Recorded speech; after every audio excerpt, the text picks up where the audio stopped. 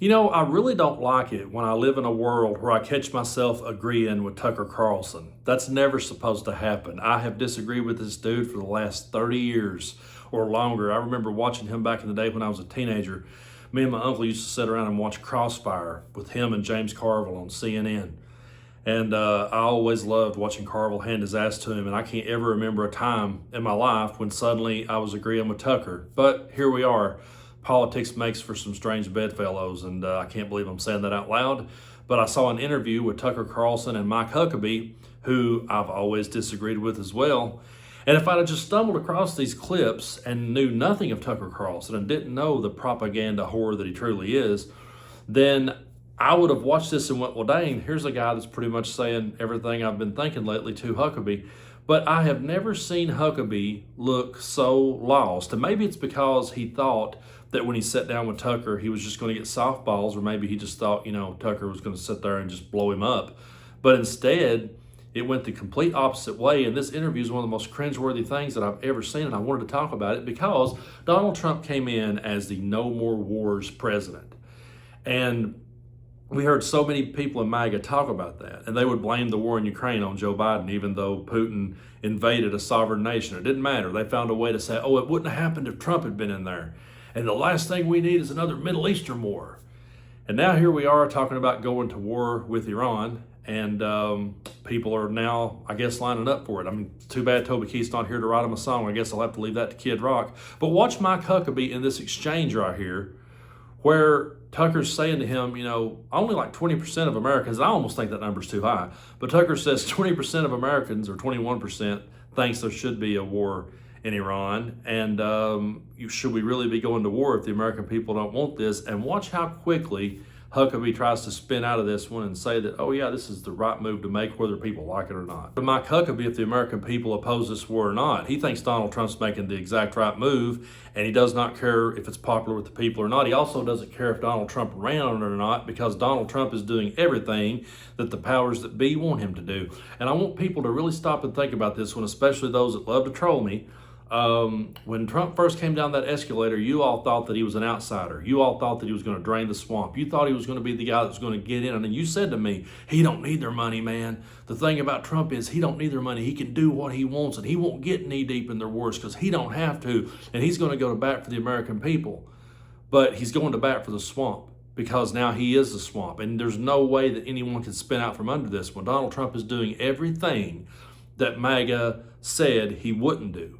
And watching them try to roll with this and justify it. I mean, a Middle Eastern war, that's what you want after all the preaching about no more wars, after all the preaching about Kamala will get us into a war. And you can go back and find tweets of Trump accusing Obama, saying, oh, Obama will go to war with Iran. It's absolutely ridiculous, folks, that people just continues to roll with this guy and give him a pass. And Huckabee sits there, and he does not care what the American people wants. It doesn't matter to him if it's an unpopular war.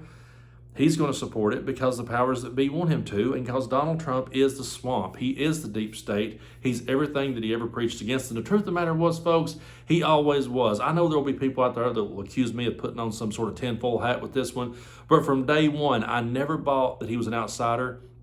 I always felt like that he was more of an insider than people ever realized, and he was there to go to bat for the Republican Party and the billionaires of this country and make them richer.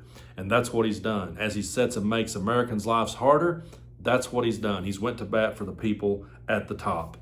And so I'm going to play you one more clip of this exchange between Huckabee and Tucker, because in this next segment, I just can't believe that Mike Huckabee has no interest whatsoever in the Epstein files, but that's what he says. Take a look. Are million know him, considering there are so many suggestions in the files, as I'm sure you know, of sexual abuse, and given that Jeffrey Epstein was a convicted sex offender, I wonder why the administration you work for would be holding millions of files, which I believe belong to the public, hidden for, quote, national security reasons. What would those national security reasons be, do you think? Honestly, I think you've probably got more access to the White House sometimes than I do. You should ask them.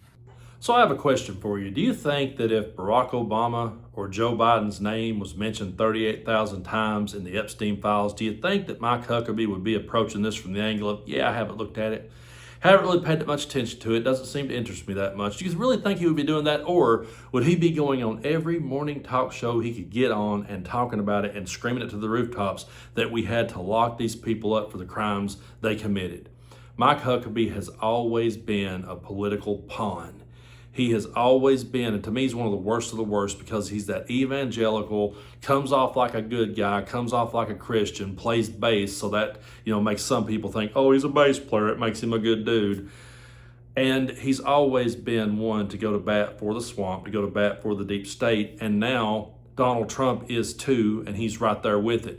And really, when you look at Huckabee, that's pretty much a mirror image of the Republicans that you argue with every day of your life, because you see them preach no more wars and then they roll right into another Middle Eastern war, no problem. And you see them preach about the deep state and preach about the pedophile ring and, oh, Trump's going to be the one to bring it down. But when his name is mentioned more times than anybody else, then it's like, oh, well, let's just go silent on that. We don't really pay attention to that anymore. Let's talk about aliens now. Let's do that. Let's release files on aliens because Obama said there's alien life out there. So now let's just all change the subject and start talking about that. Again, folks, we're dealing with people who stand for nothing. And that's what you really got to understand. These people stand for nothing. They only stand for Donald Trump. And the reason they stand for Donald Trump is because he empowers their hatred, their racism, their bigotry, and he makes some of the stupidest human beings on planet Earth feel smarter than the college graduate. And I hate to be that brutally blunt about it, but that's just what it is. And there are thousands of things that I disagree with Tucker Carlson on, so I don't want this video to come off like I was taking up for Tucker, but the one thing that I do like seeing is this fracture on the Republican side. I love seeing them have conversations like that. I love seeing their conversations fall apart and one person look really awkward in it as another person starts to figure shit out. Because Tucker has an audience. There's people in MAGA that listens to Tucker. There's people in MAGA that values his opinion. And there's people that'll roll with him. They may not come over to our side. I'm not saying they're going to come over to our side and vote along with us on every issue that matters. But if there's a big enough fracture in that movement, and they stay home on election day because they're just frustrated with the whole thing, then maybe we can get some people in there that turn this thing around. I will always be here in the crossfire with Tucker Carlson and disagreeing with him. I go back to him in the Russian grocery store talking about what a great country Russia is. That dude is nobody that we should ever be quoting. But yeah, if I just stumbled across those clips and saw, or you put another person in Tucker's chair talking to Huckabee, and I'd have been going, yeah, ask Huckabee these questions and see where he lands. And you could see Huckabee fell flat on his face, just like MAGA. Their whole movement right now is flat on his face. And it's up to us to make sure we get that 10 count and they never get back up and get back in this one again. Because the damage they've done to this country is something that you, me, our grandchildren and great-grandchildren will be working to try to repair.